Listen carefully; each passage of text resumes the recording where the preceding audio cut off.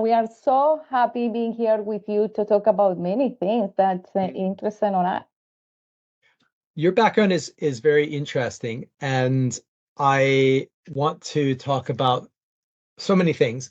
But before we do that, it would be useful if you give my listeners a bit of an introduction to yourself, background, who you are, what you do, and feel free to take as much time as you want with this question, because some of the most interesting people in the world are ones who have had a very non-linear career path, who've been involved in lots of things, moved from one thing to another, some interesting connections, and I think you have that kind of a career path. So feel free to take your time to answer that question. But who are you? What do you do? Well, Ben, first of all, I am from Colombia, Latin America, for a beautiful city, Medellin. Medellin is called the Eternal Spring because all the year is beautiful and green with a lot of flowers. Regarding my educational background, I am an accountant. I love finances, so I got my master's degree in finance. But since I was a little girl, I was very interested on these things about crimes. And in fact, I thought that I was a police. I want to be a police officer. But I couldn't. I couldn't go in the academy in Colombia. But I had this little flame in my body, just in my soul, thinking about I can prevent or help companies to mitigate bad behaviors. At the time, I didn't know what was the name. I didn't have an idea how. Until, of course, I start my professional career as an accountant, a business manager, administrator, working for many corporations, the small and medium-sized corporations. And then one day, somebody invited me to a forensic seminar, and I said, "My God, it sounds like a dead people, and I want to go." And then I discovered that they my passion. So I learned one day that people have 2 days, very important days in their life. The first one is when they were born, and the second day is when people discover what the things that are passionate about. And I found out that day that economic crimes was my career. So now I create a plan to get the best certifications in the world, because at the time, Colombia didn't have a good education to study fraud, corruption, human trafficking, money laundering. So I just put my eyes in United States. And then the universe works for me all the time. I had the opportunity to meet my husband, who is from the United States, and then we were aligned about our goals. And then I moved to Chicago 10 years ago to study English and then to start my career as a fraud fighter. Then I got my certifications as a certified fraud examiner, certified anti-money laundering specialist, then certified human trafficking investigator, and other certifications that has been improved my career. Well, I started my career in the United States and then continued working for Latin America. And I found my partner, or my partner found me and invited me to be part of his corporation to have or conduct a project, to develop a project that we can talk later about. Well, since then, I have been working worldwide. Right.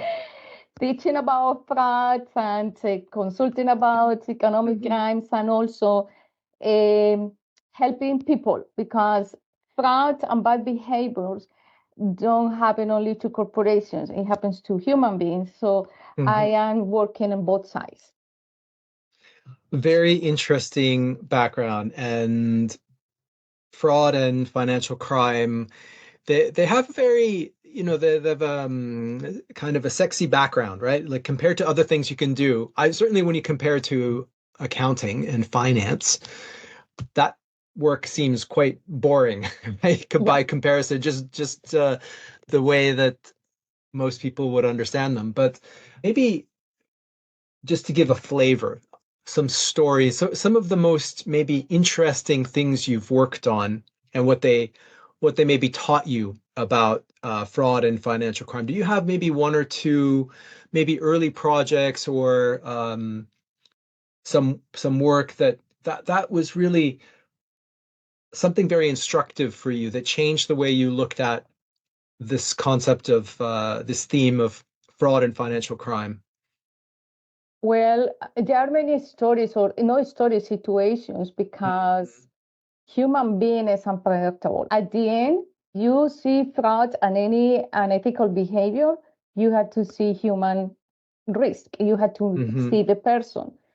And something that I have learned during my career is that the ethics is relative. And I want to touch this part for a while, is because we always talk about ethics like a pedestal, like a something that is made with marble and never is going to change. Okay. But the reality is that ethics depends on how people perceive the life.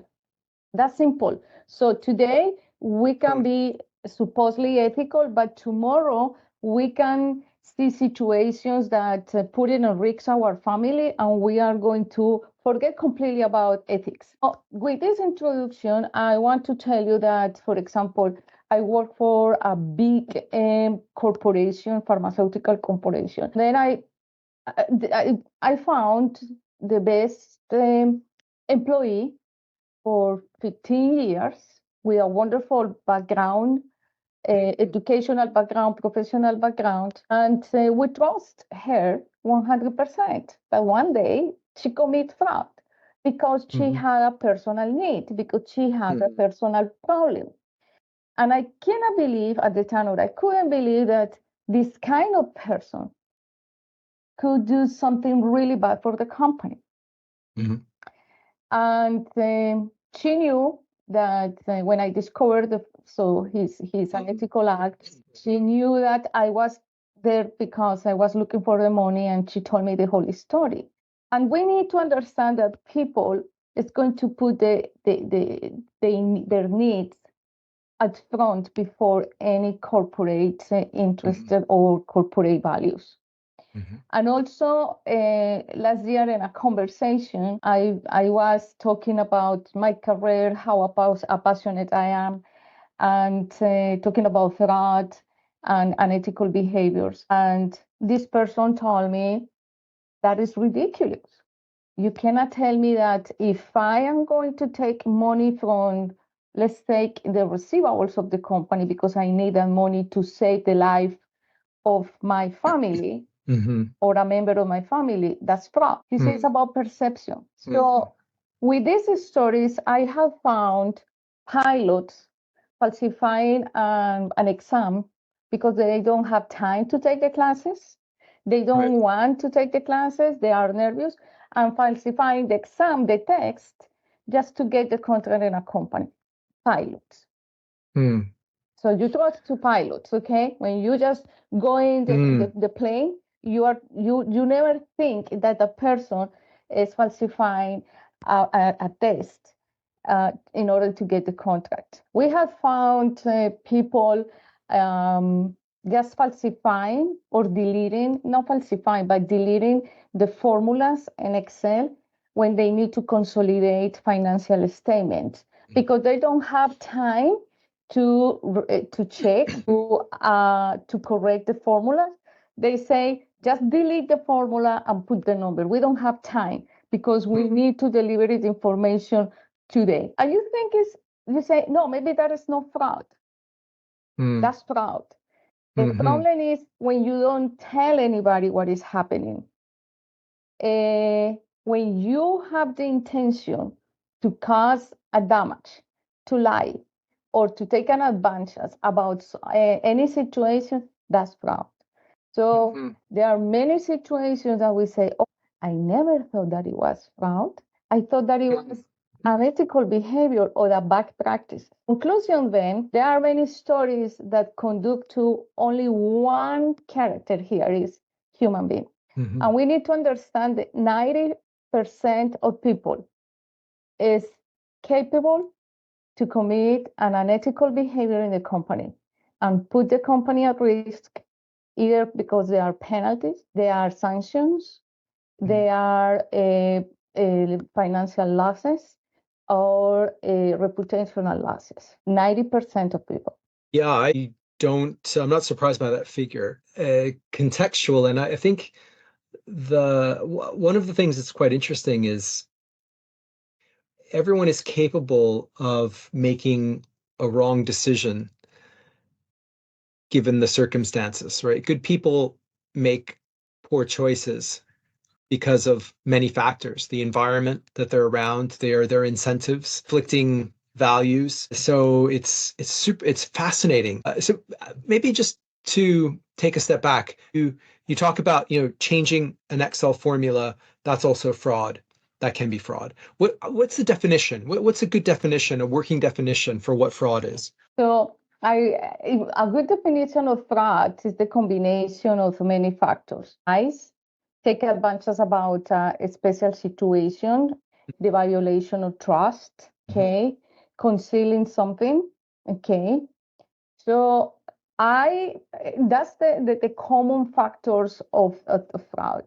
For example, in the case that I provided a minutes ago, when you change the formula, so you delete the formula and put the number because you don't have time to check the information, and then this information is going to be sent to the regulator. Let's think of the stock market in New York or London, okay?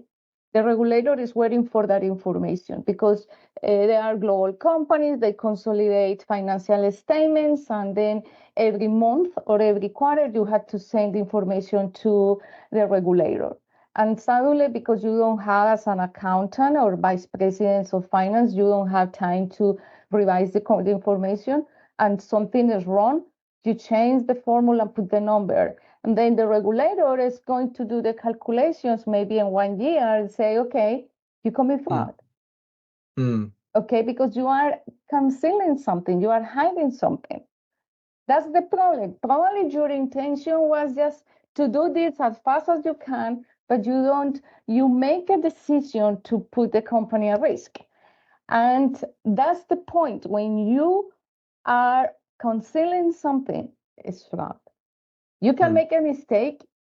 Probably the mistake never had the intention to cause a damage. You can make the mistake. For example, you don't have training, you are tired, you are sick, you have a lot of things to do in your company. That's probably a mistake. You make a mistake for discussing.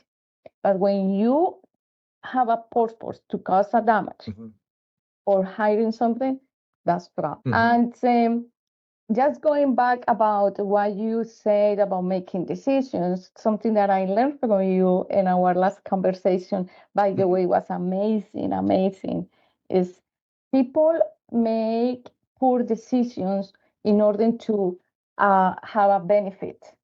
For example, benefit could be money, could be time, could be things. But benefit is also, for example, to hide something in order that I don't want to talk to anybody and I don't want to be bothered from anybody.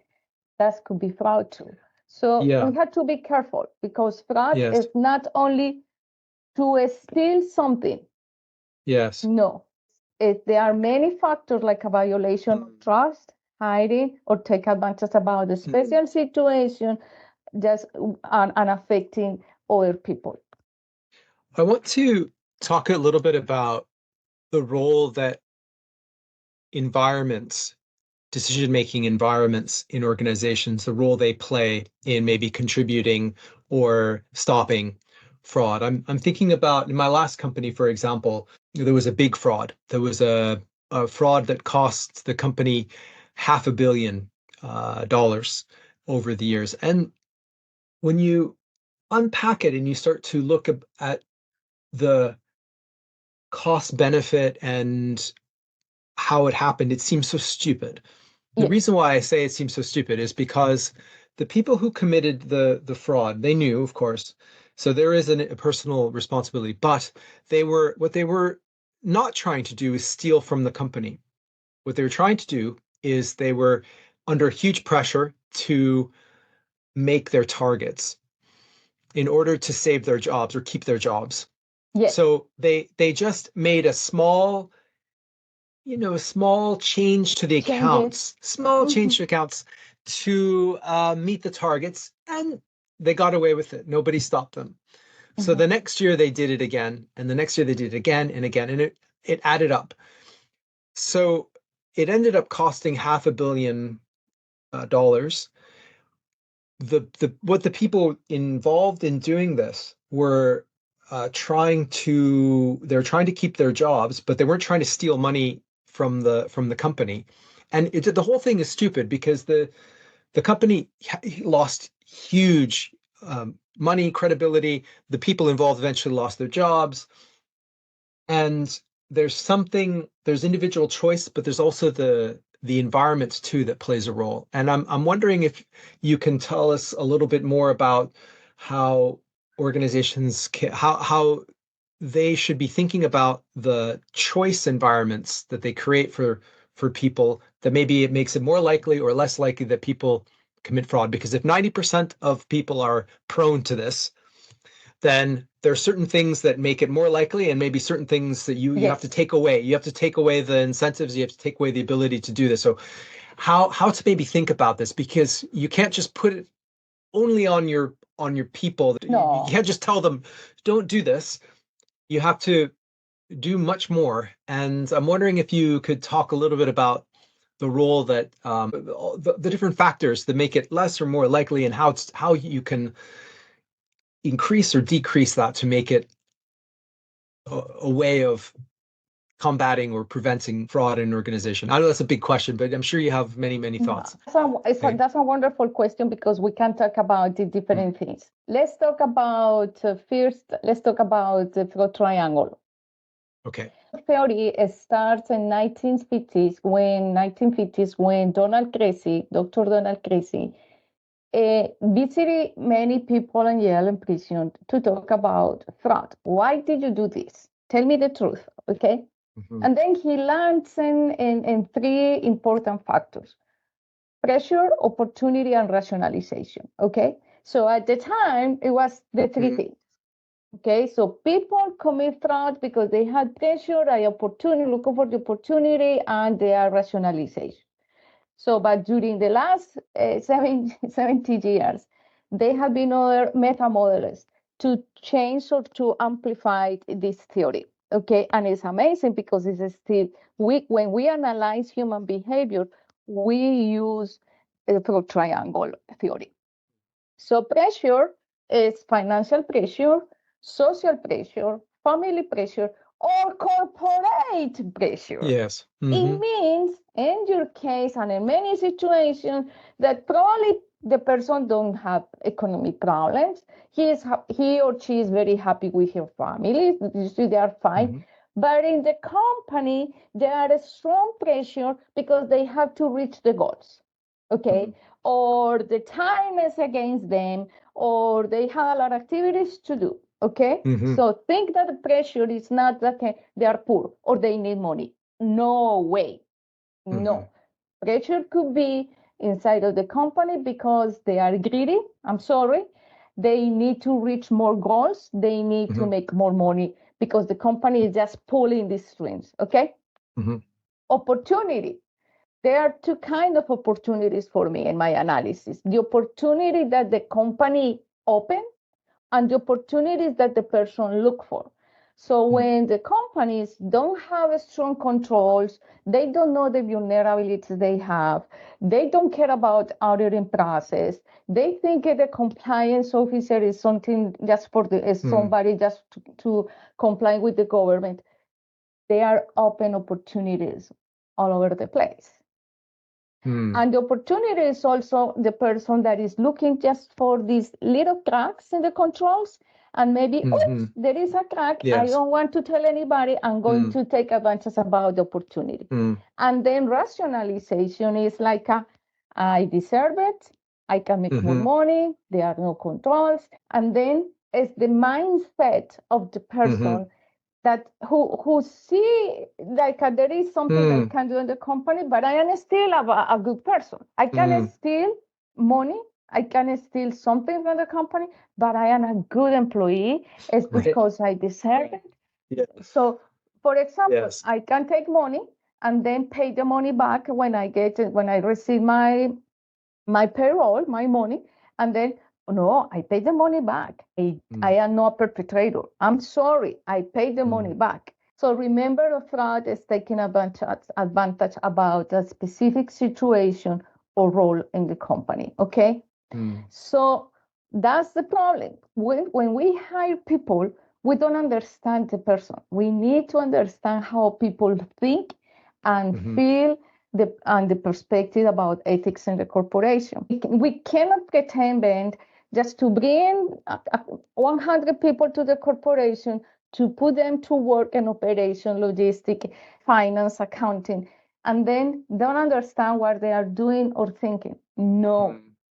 Human behavior is the biggest risk in the companies. That's why we need to understand this. The fraud triangle theory is the beginning of this. So what we need to do is to have a strong tone of the head. When in the company so the tone of the head is convinced that we need controls, we need good auditors, we need a good process to, for example, monitoring behavior.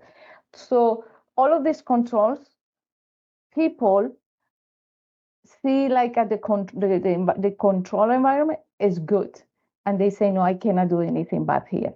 And the bad actors lost the time and then go to a company with less controls. So when we have the tone of the head and the strong attitude that we are not going to tolerate any bad behavior in the company, so people feel comfortable. He say, okay, I know that if I have a pressure, I'm going to let my supervisor that we can do the job in different way. Or if I had a problem in my house, the company has the programs to help me to solve the problem.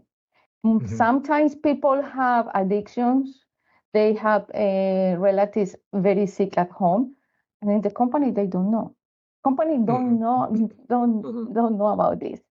So we had to create programs to help the employees to express what is happening, either inside of the corporation or in their private life.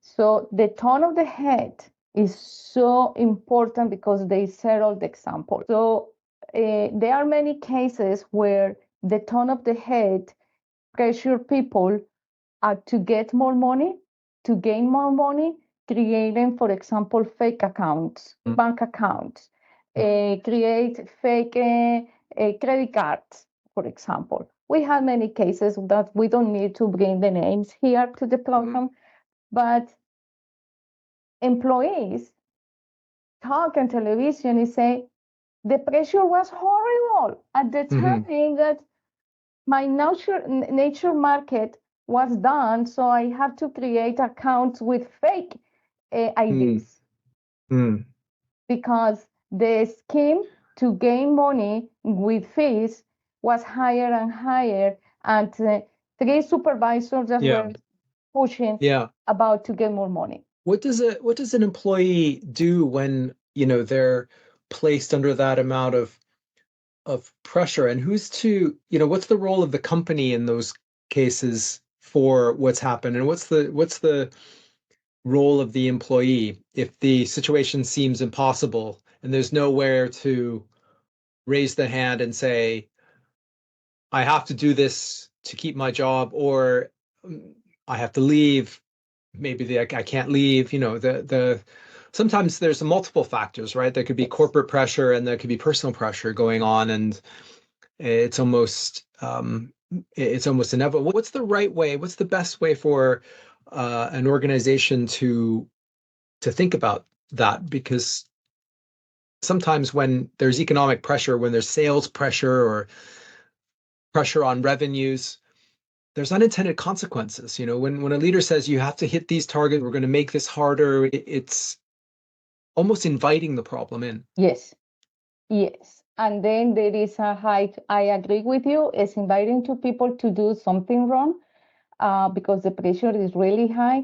And then they don't think about the consequence regarding a penalty, regarding a law action, anything. It's very complicated. In my perspective, this is a very personal opinion, okay?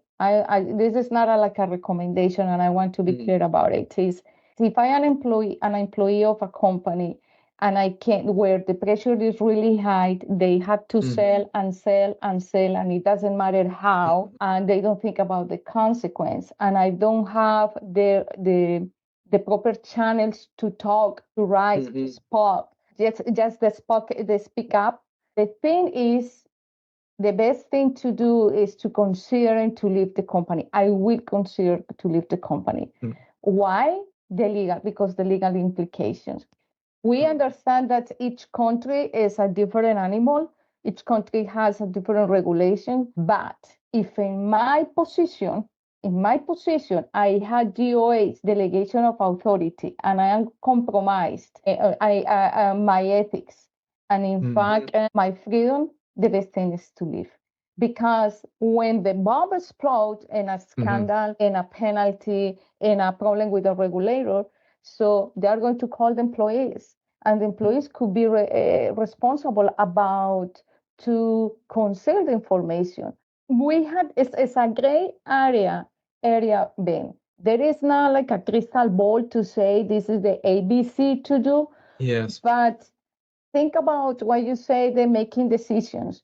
Making a decision that's just to be quiet, it's okay. To talk, it's okay as well. But if you are quiet, you are going to have a consequence. And the consequence probably are not good for you. So that's what I will do. And another thing, if this company has this kind of pressure and they are skipping the controls, they don't care about controls, it means the tone of the head is not proper. They are taking a lot of risks just because of money. And this is greedy, and then we will be involved in a problem. Yes, what I found interesting is I see in your website and some of the things you've talked about is some of the behaviors, or what was particularly interesting, I think, is something on your site about words as indicators of fraud risk. And I'm wondering if we talk a little bit about that.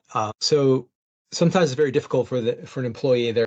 They have to speak up, or they, as you say, they leave. I think very often that's the case, right? People leave more than try to solve the problem.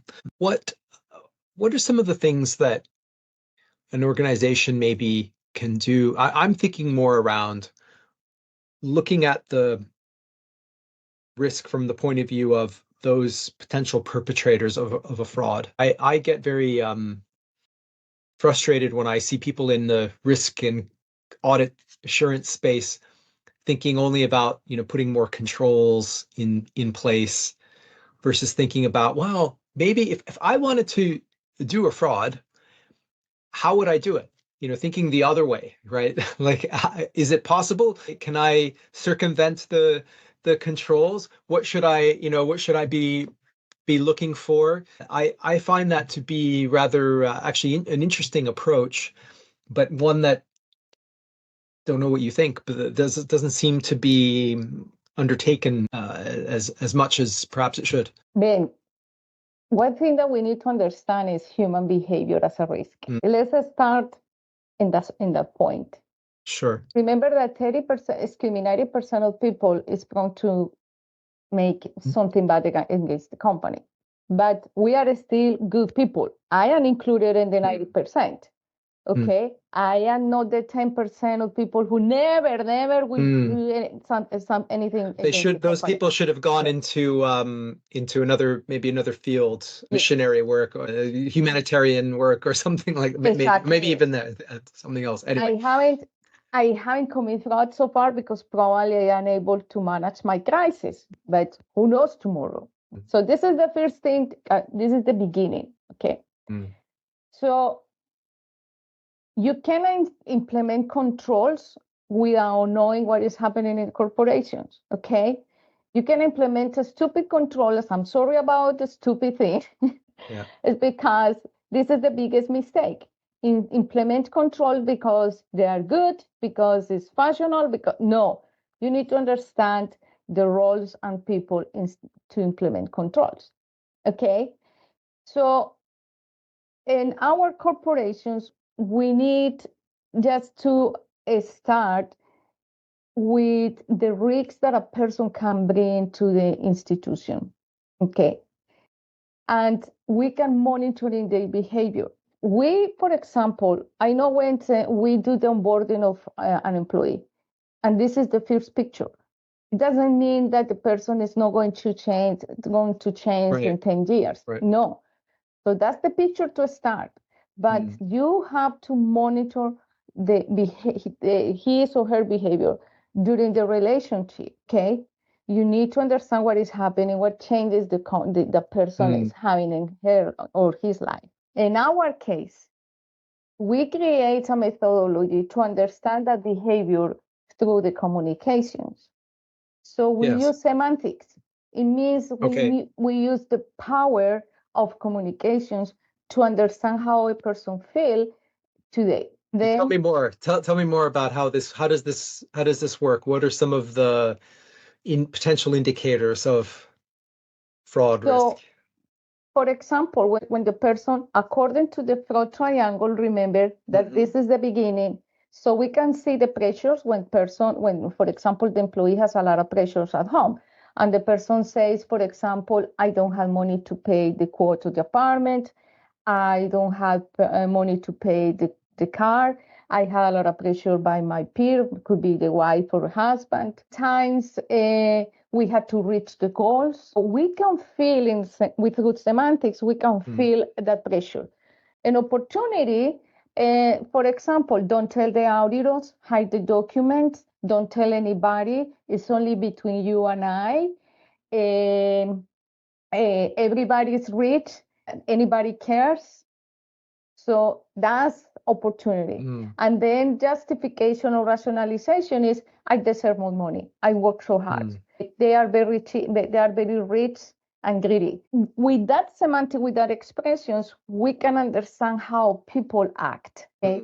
And then through artificial intelligence, we can put everything together and say, bingo, we have this act, so this moment in the life of the person, and the probability that is going to commit fraud or a bad behavior, this not only fraud, is 95%. So now we don't need to wait until the person commits fraud or sabotage or just send information wrongly to a regulator. So we don't have to wait 1 year. We can just act in the same week or maybe the same day. Or guess what, Ben? We can act before the person is does the action or acts wrongly. That's the magic about artificial intelligence, combining with the fraud triangle theory or analytics plus semantics. So what happens in that case? Do you take away the opportunity then to commit fraud, or does something happen and what's the prospect of it being wrong? It feels very science fiction. What you the one science fiction I forget the show or the Minority movie. Report. Yeah, Minority Report. It's happening today with artificial intelligence. It's powerful. If the same thing, if you go to a hospital and then you have some factors and the doctor is able to let you know that you are going to be sick according to these factors and you are going to be sick if you don't take actions now, it's very interesting. Today we can use natural processing language to use and to analyze semantics and information and communications and anticipate human behavior. And it's not only because we have to fire the person. No, let's talk about a person with depression. We can help the person to commit suicide. Mhm. Can you imagine if we are able to help a human being to be happy? Mhm. It will be Sure. amazing. It's not only just for fraud, no, Mhm. or mitigate or avoid a problem with a regulator. If I know that the information to the regulator is going to be bad tomorrow, I can just fix it today. What does it fix it mean in the fraud context, though? Does that mean you just take away certain opportunities to commit fraud? Yes, Mhm. exactly. I can mitigate the problem. I can say, Mhm. okay, if I can fix it, means that I can send the right information. I can check it Mhm. before I send it, or the Mhm. person send it. Of course, yes, Mhm. we can mitigate the risks. And I know it sounds a little uh, Yeah. crazy, Yeah. but we know that we cannot avoid risk according to the Mm. theory. But today, if you know that something is going to happen tomorrow, you can intervene today. And what's the probability that these algorithms are incorrect? Like, what if somebody, Yes, something's fine, or there could be false positives, there could be something yes, weird in the system, and sometimes, the algorithms on anything in we know from social media, from yes, other factors, there can be biases, there can be certain, yes, it seems like a very legally very fraught area, especially if we overlay certain, on maybe certain demographic yes, information on around an employee, maybe their background, certain factors that could be very, oh, this person has certain fact, it could be discriminatory. That seems to me like, oh, it makes me uncomfortable to talk about, if I'm being perfectly honest, because it seems like there are ways in which this is positive, but also ways in which this can go wrong. of course. No, artificial intelligence is a wonderful, let's call tool Mm, to improve our lives, but it's not everything. The problem that we mm, have today with artificial intelligence is that we believe that it is everything in our life. mm, No, mm, artificial intelligence is is the way that I can work faster in order to make decisions. mm, Remember, every time that artificial intelligence works, there is a human to make the final decision. mm, So we need to be clear with that. Also, when we work with artificial intelligence, we need to know that the data is very critical, and also that each country has regulations regarding data, regarding mm, information, and regarding privacy, and also mm, regarding artificial intelligence too. So we can implement a project about artificial intelligence. We all know what is happening in each country. mm, Okay, we have to be careful. We need to just be aligned with regulations. Okay, and also regarding bias, or any project that we start with artificial intelligence, we need to be aware about bias. mm, So discrimination. I live in Chicago, and years ago, the government implement here a face recognition program to identify bad people. Simple as that. mm, That was the goal. But the data was fed with mm, 95% of Latinos and Afro American. Okay, that's not good. mm, So for artificial intelligence, all Latinos and Afro Americans mm, were criminals. That's a big mm, bias. So mm, data is critical and crucial. In our case, we use semantic information for many countries worldwide in English and mm, Spanish, and we consider also the cultural part. For example, if mm, it's in Spanish, we understand that people in Mexico, and Colombia, and Peru, in different countries, speak different.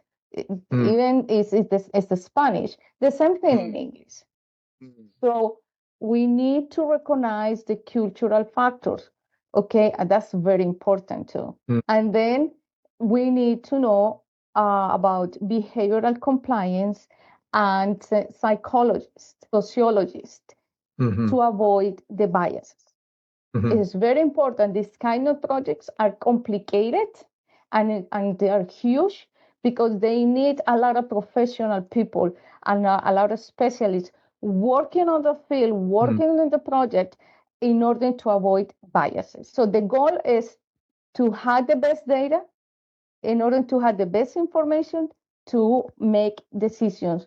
But we have to be careful to point to somebody that probably is not truth. And then regarding the false positives, when we work with artificial intelligence, we need to calibrate.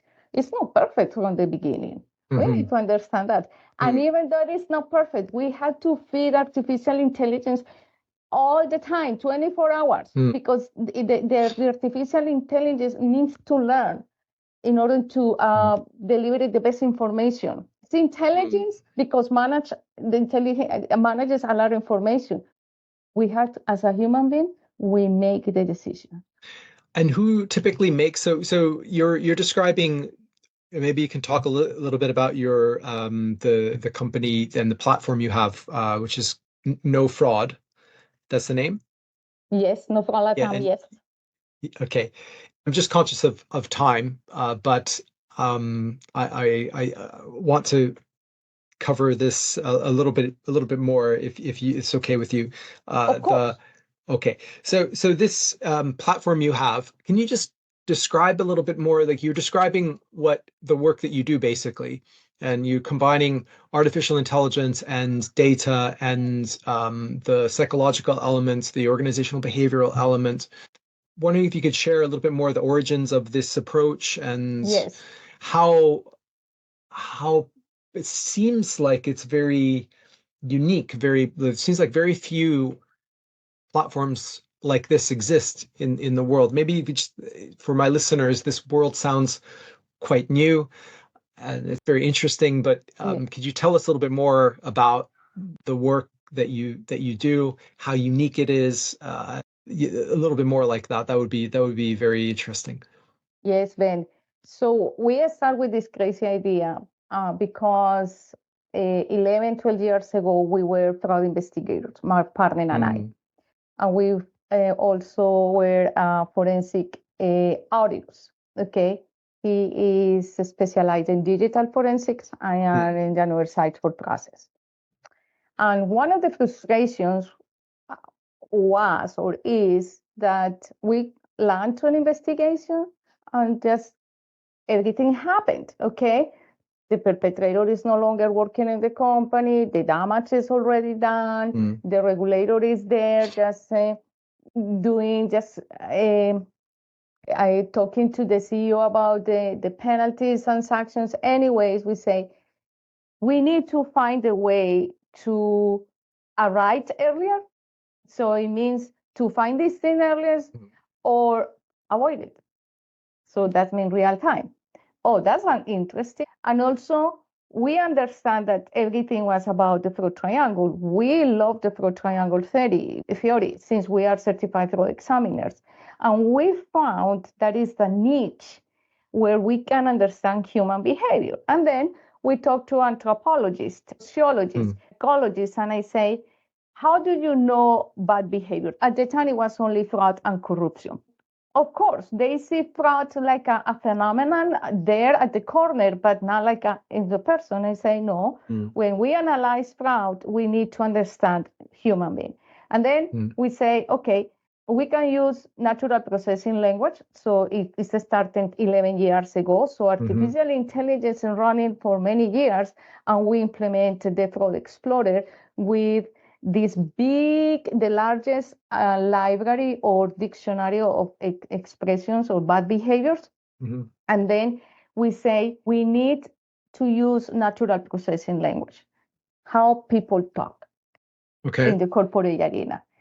And then my partner created the whole architecture of this platform, the Fraud Explorer.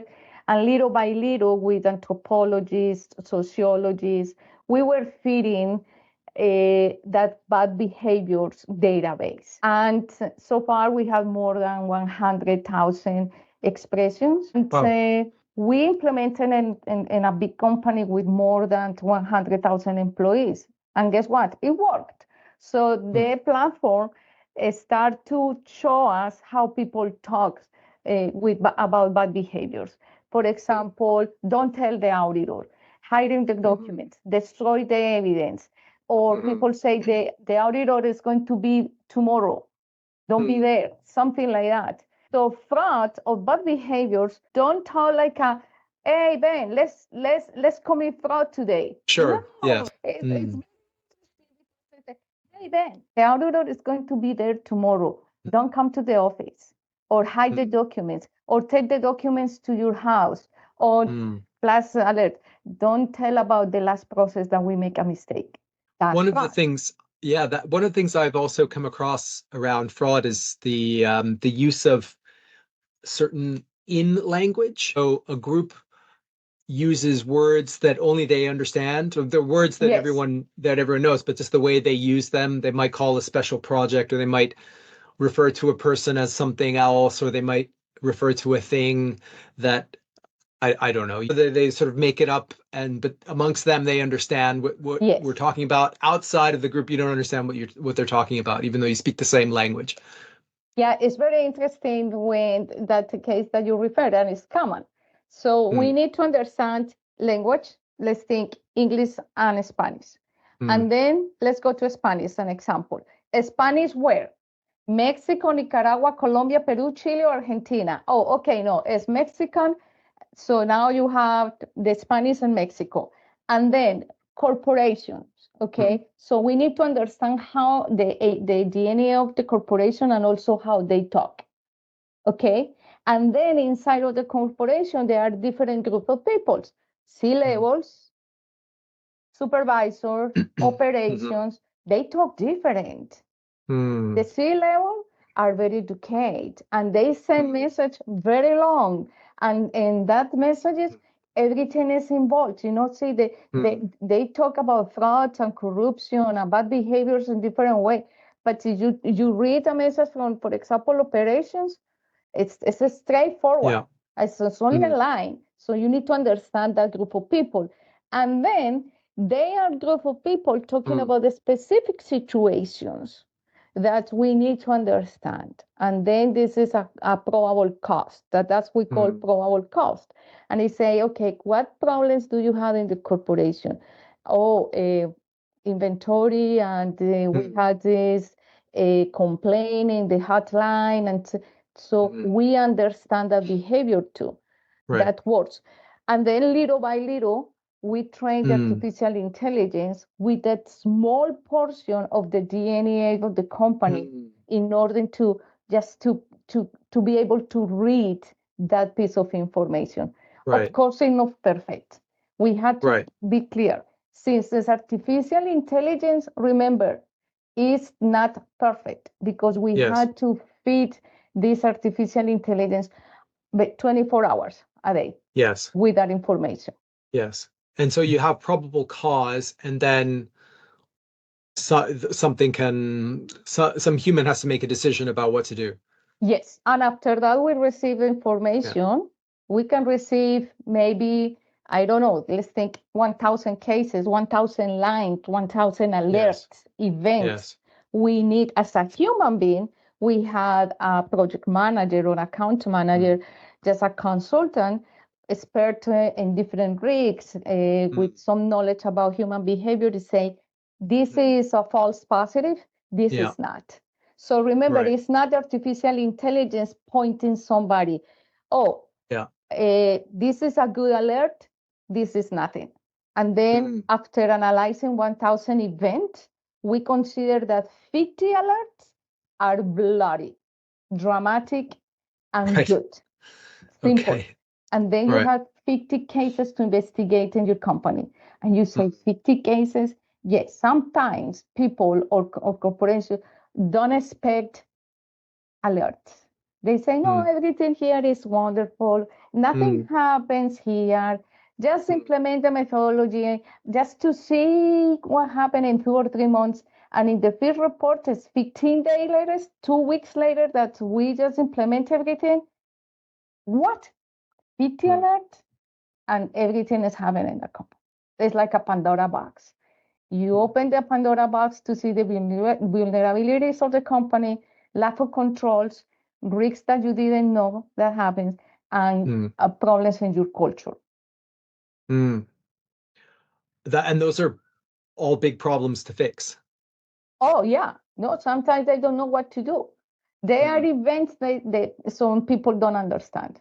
There are events that we have to dissect. We have to open and say, this is happening in your corporation and you didn't know. They say, I don't understand. Can you explain to me? Because they're plopped. They don't know what is happening.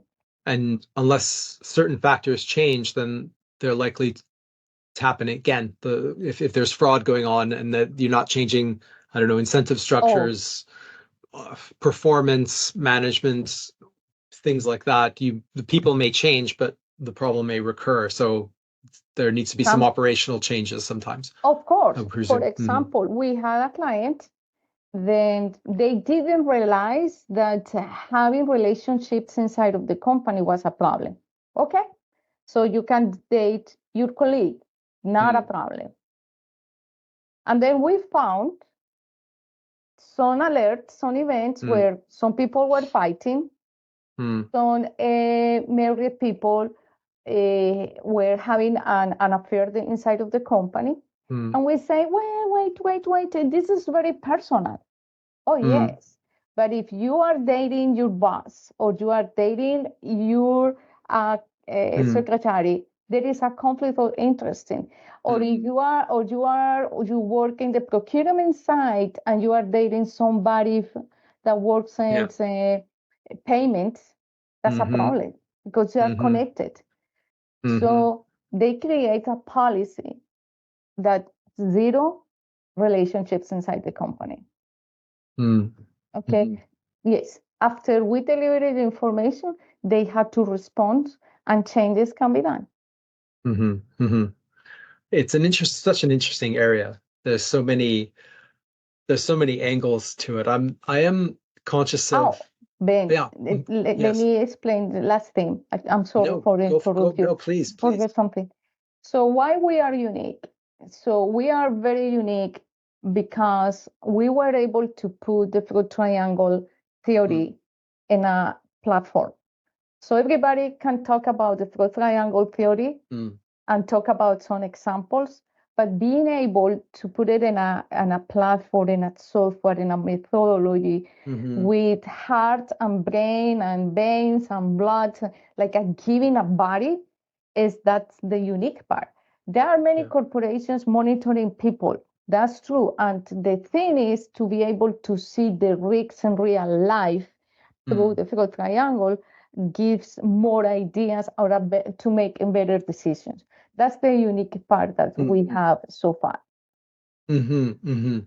Well, I really like that you're connecting it to the piece around humans and making decisions, because only a human can make certain decisions. And I suspect that also there are some interesting conversations that come up about, for example, well, you must get this. What's the return on investment of doing this?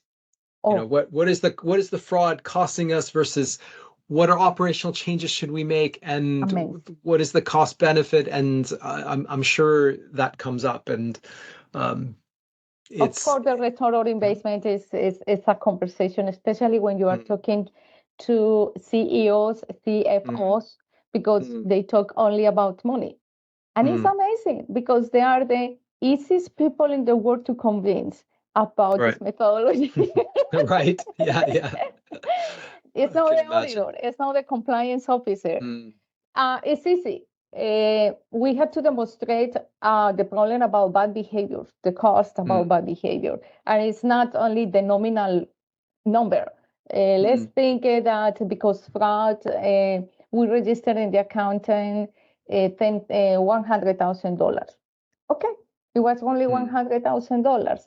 But when we converted this number to the real problem, so how income do you have to produce in order to recover the $100,000? Yes. It could be 1 million, it could be 5 million, it could be 10 million.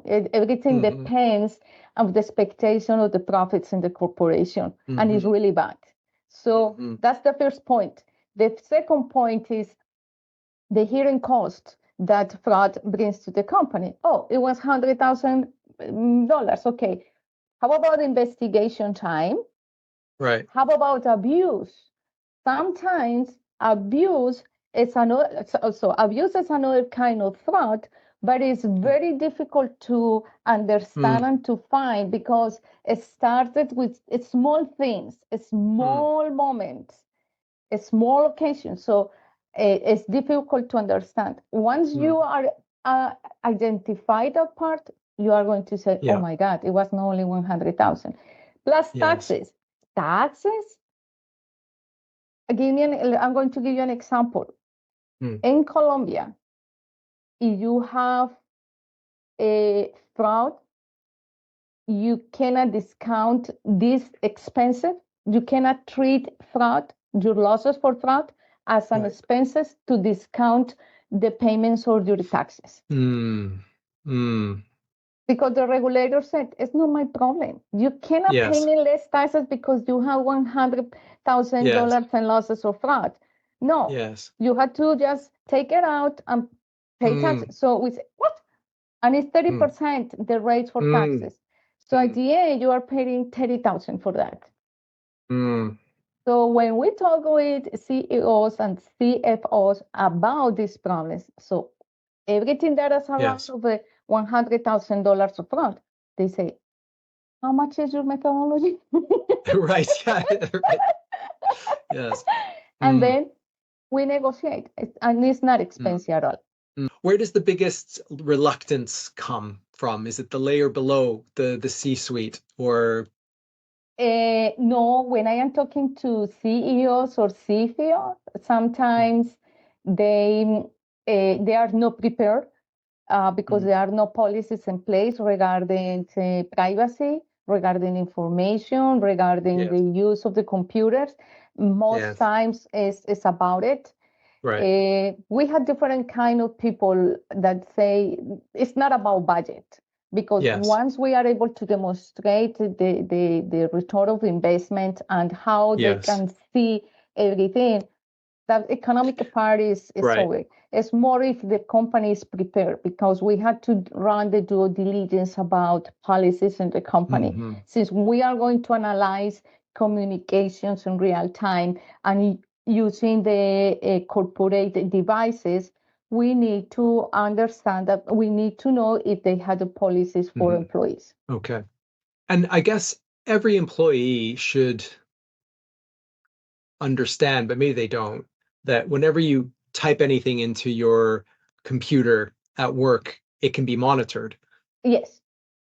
But I do wonder if there is something there at times in your work, or maybe not your work, but in maybe your buyer, who is reluctant because of the issue of trust. Maybe it's like, oh, if you do your engagement in a certain way, it can go very badly wrong, in the sense of, we're going to monitor everything. You are all the employees are potentially 90% or potentially fraudsters. We don't trust anybody.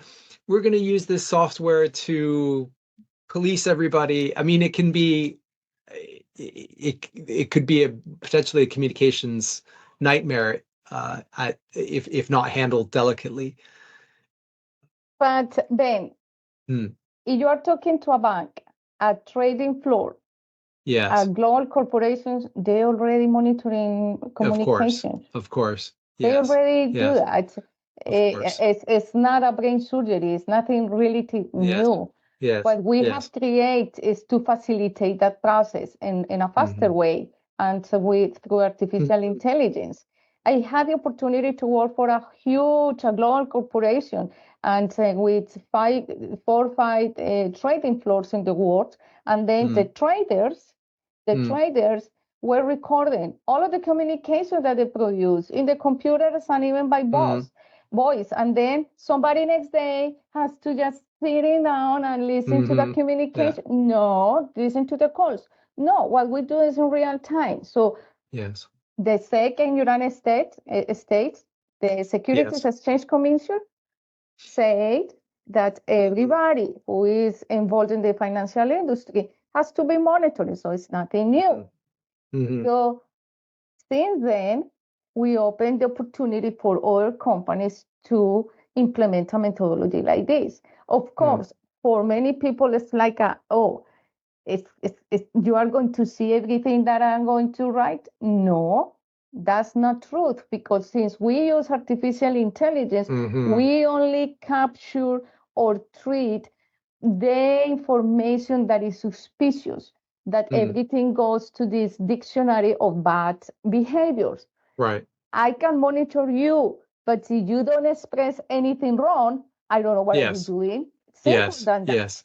So because I don't read information, I just see the little piece when you say, don't tell the auditor and delete information. That is suspicious. Okay? Sure. But if you are working correctly, nothing different, nothing wrong, I am not going, we don't know what you're doing. Mm-hmm. That's the biggest difference. Yes. Okay. I'm conscious of time, and I'm aware that we probably need to wrap up pretty soon. But before we do that, was there anything that you wanted to mention in terms of your work and in terms of the discussion that we've had that you don't think we had enough time to cover that you wanted to just mention? I know there's probably a big long list, but anything that you think is important to just mention for my listeners? Thank you, Ben. I think the only thing that I want to add is to recommend people to monitoring human behavior. Think that we are the biggest risks in corporations as a human beings. Now we are talking about compliance, behavioral human risks mapped in the different programs and audits. So we need to incorporate these risks in our operations and in our corporations. So don't be afraid. So now artificial intelligence has been working on this for many, many years. And now you can have the right to monitoring people and monitoring for good, not to do something wrong. It's for good, just to help them. Sometimes people need help, but the only way to understand their behavior is through monitoring. Sure. It's so fascinating. And as you're saying that, one of the things that comes up more and more as I think about what you're doing is the human at the receiving end of your alerts, your information, your probable causes, and what they do with that. It's I'm sure there's a lot of educational work that you have to do with clients to say, what does this mean? What does this not mean? What are the options we have? What can we do? What can we not do? Is this a recurring thing, or is this a one-off thing? Do we have to change a process? There's so much interesting stuff there. Yeah, Ben, one of the interesting things is sexual harassment and labor harassment. That's not fraud. But we have found victims, especially women, who work in operations, and then they are suffering sexual harassment by a supervisor, and they cannot talk. They don't want to talk because they can lose the job. And sometimes they are single mothers with 2 or 3 kids. And it doesn't matter if it's a single person without kids. It's just simple. It's sexual harassment. And they don't feel comfortable talking about it, even though the company has the channels. It doesn't matter if the company has ethical line or whatever. They don't feel comfortable. And sometimes they don't identify the sexual harassment because we think that is direct, that the sexual harassment is just to receive an invitation from you to me to do something, to go to a hotel. Simple. No, there are some factors or indicators that there is sexual harassment, and sometimes the person, the victim, doesn't understand what is happening. Doesn't understand, doesn't know. Right. And then we identify that person. We identify the victim and also the abuser. So that's the time. So we have to intervene right there. So this is information that sometimes people receive in the corporation. I have clients where fraud and corruption are really low, not to be alarmed, but sexual harassment is horrible. So they had to create, for example, a campaign. They have to stand, you say, just to send a message that they are not going to tolerate that kind of behavior. They have to educate women regarding about invitations or certain languages that they haven't with the supervisor. There are things that they can do, but it happens. It happens all the time. Fascinating. Yes. It's fascinating. And the sort of kind of traditional approach of having a speak up line, and you expect people to, to raise issues and something will happen. It's very optimistic to think that that's, if you're not getting cases in your speak up line, doesn't necessarily mean you don't have a problem. Exactly. How about discrimination? Or because, for bullying, example, somebody is gay and you have a policy to be respectful, it doesn't mean that it's not happening. No. That's why when we provide this information, the companies investigate or respond, and probably a new policy is going to be implemented. So it's very common. The situations are very common in corporation. After we provide this information, they say, "Oh my God, we didn't know that it was happening." Wow. Yeah. Marta, this is fascinating. I could keep talking, but we running out of time and need to wrap it up. But for my listeners who are interested in what you're saying, they want to follow you, they want to get in touch and maybe procure services, what are the best ways to do that? Well, Ben, thank you. So people can type No Fraud Latam, LATAM, in their favorite browser, and found the Fraud Explorer, which is our platform, our service. We are a holistic company to provide people, process, and technology to help corporations to mitigate unethical behavior through artificial intelligence. My name is Marta Cadavid, and you can find me in LinkedIn and or through Ben Cataneo. We are connected, and then I can help you wherever you are. And if you are in Latin America, in United States, in Canada, and UK, we can talk about this and just help you to understand human behavior and human risks in your corporation. And also, I have a program, Naked Fraud, Fraude al Desnudo. And then, if you speak Spanish, most of the episodes are in Spanish, but now we are talking to some colleagues in English. So for the second semester of the year, we are going to introduce more English speaking. And Ben was there. It was the first one in English. And the idea is to share the best practices. So I invite everybody to be connected in LinkedIn, YouTube, and my Facebook fan page as well. And Ben, thank you so much. I think open these discussions, this conversation help a lot of people. Even because sometimes they don't know this kind of artificial intelligence or tool exists. That's the best point. And also because sometimes they have a problem, they don't know how to fix it, how to address a situation. But people like you and people like me and other professionals can help these organizations to be better. And I love your program. I love the Decision Making Studio. I highly recommend it because what you do is amazing. This is very important. And please follow him. That is good too. Thank you, Marta. I'll put all of the links in the show notes, but this was fabulous. I really enjoyed the conversation. Thank you so much. And let's stay in touch and wish you the best. Okay. Thank you so much, Ben. Okay. Bye-bye. Bye.